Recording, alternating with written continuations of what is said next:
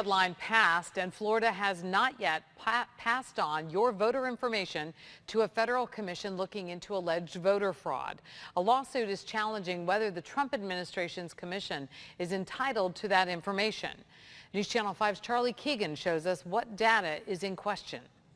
For this election, only one cart. Blue bins are loaded and ready to hit their precincts next month for a Martin County election. It's a county-wide election. Supervisor of Elections Vicki Davis said more than 20 people called this month to find out how to unregister. They'd rather not vote if it meant information like their name, birth date, and address went to President Trump's Voter Fraud Commission. Identity theft is exactly what voters are concerned about. But no one in Martin or Palm Beach counties actually unregistered because they learned Florida law prevents the state from sharing Social Security and driver's license numbers. Some other information is already publicly available. Our association has tried for a number of years to have voter information protected. A lawsuit will keep the state from sending any information to the feds for now.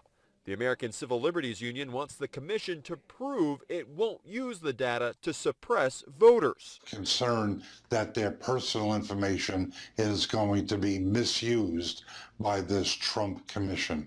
In Stewart, Charlie Keegan, WPTV News Channel 5. Spot. They did not hear it. ABC's Kenneth Moten in Arizona. Tonight, in the air and on the ground, an urgent search for a missing father. Some 40 searchers, including volunteers and dogs northeast of Phoenix, all looking for Hector Garnica, his wife Maria, their 3 children, and 5 other members of their extended family did not survive. The youngest, just 2 years old. I can't even begin to tell you how I feel for this family. I mean, these are the age of these kids were 2 years old. 5 years old, 3 years old. It's just heartbreaking. Holy mackerel! A bystander capturing the rush of water as the family celebrated Maria's birthday.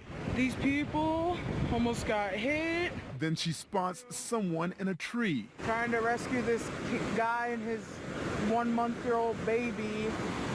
There's the son over there and the mom's in the water. The water roaring. Rescuers soon on scene, saving 4 others. That 6-foot-high wall of water swept away just about everything in its path, carrying trees, mud, and a lot of rocks. And it was moving fast, more than 30 miles per hour. All of it caused by just 1.5 inches of rain. That mixture of ash and logs left behind by the Highline fire, burning more than 7,000 acres in June. And Kenneth Moten joins us from Arizona tonight. Kenneth, the difficult thing here is that there was a warning, but no way for them to hear it. That's right, David. The National Weather Service did issue a flash flood warning about 1.5 hours before the flood hit.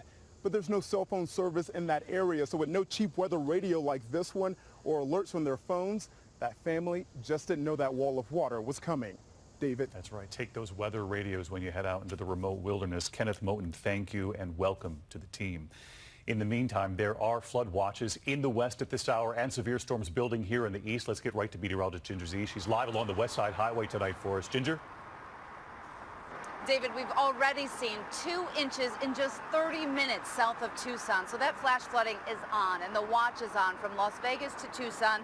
That tropical moisture, both from the Gulf of Mexico and the Pacific, converging there in that monsoon flow that's going to be with us for a few months. So something to note tonight. Also, damaging wind possible, 60+ mile per hour from parts of the northern plains into the northeast. And you can see 2-inch per hour rainfall rates, even in Pennsylvania already today. All those red boxes, flash flood warnings. Finally, the heat, excessive heat warning, both St. Louis and Kansas City. Midweek is the worst. David? Ginger Z with us tonight. Ginger, thank you.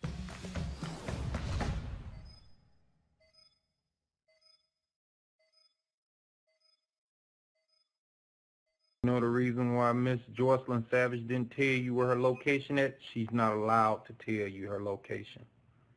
Mr. R. Kelly, if you want to file a lawsuit, you should have filed it yesterday. I'm waiting on you. File the lawsuit.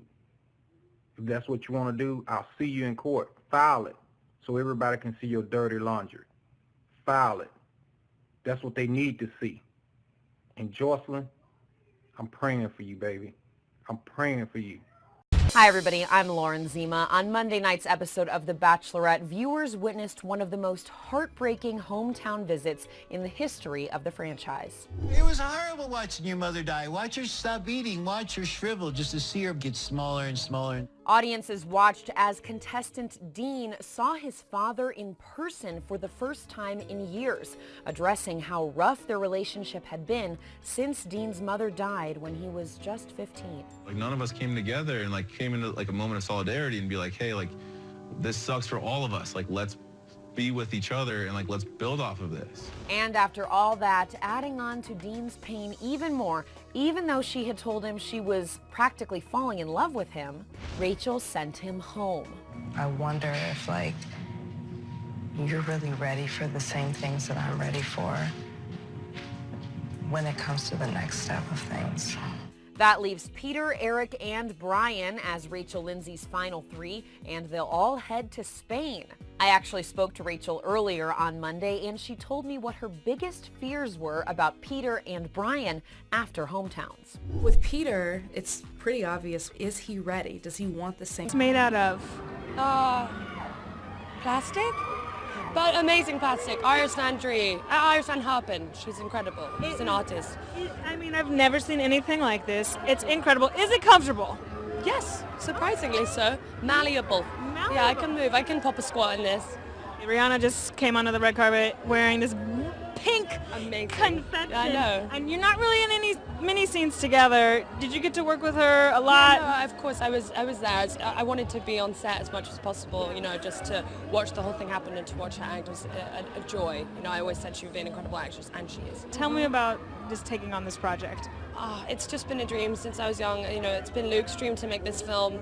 Luke's the director that inspired me to act and to watch sci-fi, to love sci-fi like I do, and just to work with him has been incredible. And Laureline is kick-ass. She's an independent woman. I look up to her. You know, I want to be like her as a character. So. Tell me about the fight training. It was fun. I love anything to do with when I get to learn something new for a film. So just getting involved as much as possible. Any stunt, you know, it was just part of it. It was amazing. Yes. Now with all these alien characters in this new world, a lot of CGI, a lot of green screen. As an actress, is that more difficult for you? Is it more fun? It's really fun. I loved it. I loved the challenge. It was using your imagination again. You know, and Luke really set it up for us. He's, you know, wanted to make this his entire life. His knowledge of this place is incredible. So it was kind of, yeah, it was easy once he helped.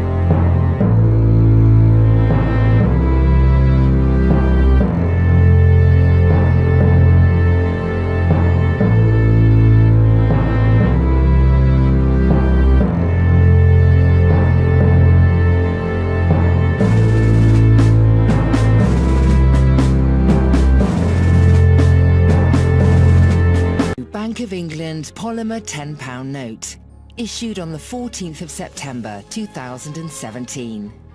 The new note is printed on polymer, which is a thin and flexible plastic material, and is 15% smaller than the paper £10 note.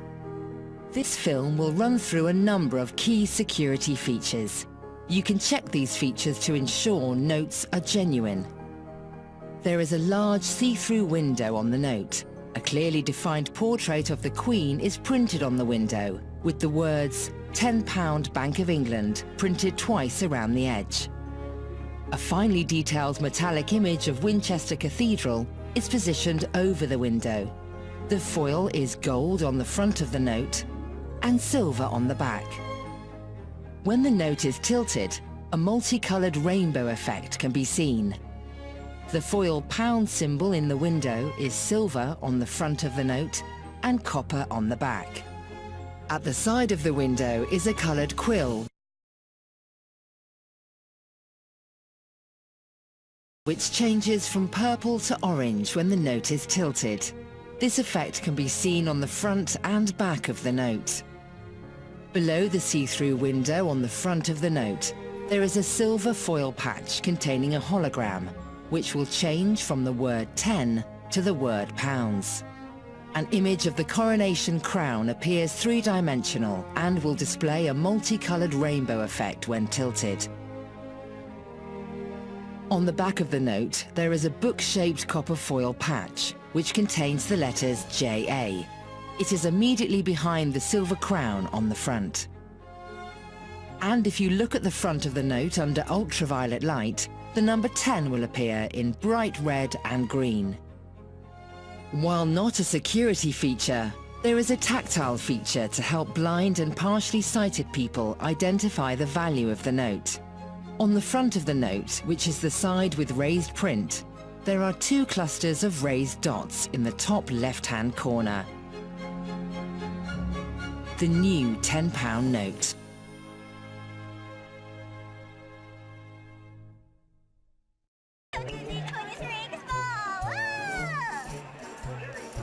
I am dressed as Punk Moana. Punk Moana. What's the inspiration behind that? Punk culture, modernizing the Disney princesses. Not that they need to be more relevant, but just some fun mashup stuff.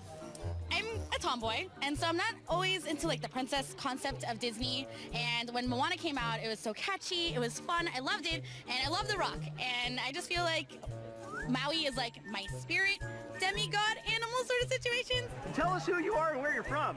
I'm Peter Parker. I'm from New York. Princess Jasmine, a little less traditional costume, or not less traditional, but less commonly seen. So yeah, this is the dress she wears when she announces that she's going to marry Prince Ali. I am cosplaying as Kylo Ren, otherwise known as Ben Solo, from Episode 8, The Last Jedi. I am scorching, but it's an absolute labor of love. I had to hand make the fabric for the tunic because there was nothing like this that existed. When I actually saw the Vanity Fair photo release a couple months ago, I was like, I have to do the Episode 8 Finn. I made everything from scratch. I sculpted and molded everything that you see in the costume. This is flexible resin, and it's really lightweight so that you don't get tired while you are walking around, and it's impact resistant in case that somebody like steps on you.